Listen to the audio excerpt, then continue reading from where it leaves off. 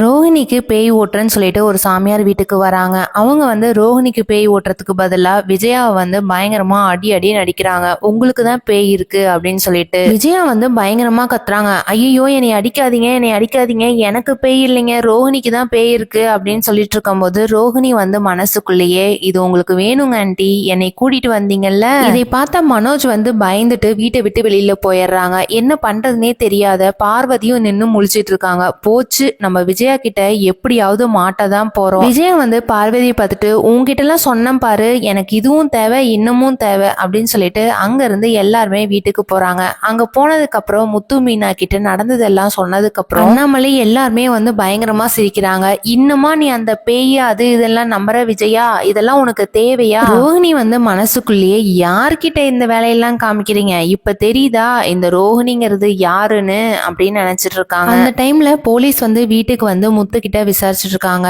உங்க போனை காமிங்க, எங்க இருந்து கிடைச்சது என்ன ஏது அப்படின்னு சொல்லிட்டு விசாரிச்சுட்டு இருக்கும் போது ரோஹிணி வந்து திரு முடிச்சிட்டு இருக்காங்க. அடுத்து நம்ம தான் மாட்ட போறோம் சார், எனக்கு யாரு பண்ணாங்கன்னு தெரியும், அவங்களை நான் பேரு சொன்னேன்னா அவங்களை இந்த ஜெயில இருந்தே நீங்க வெளியில எடுக்க கூடாது, அந்த அளவுக்கு நீங்க வந்து உள்ள வச்சு சாத்துன்னு சாத்தணும் சார். ரோஹிணிக்கு வந்து அடுத்த கட்ட பிளான் என்னவா இருக்கும் அப்படிங்கறத வெயிட் பண்ணி பார்க்கலாம். தேங்க்யூ.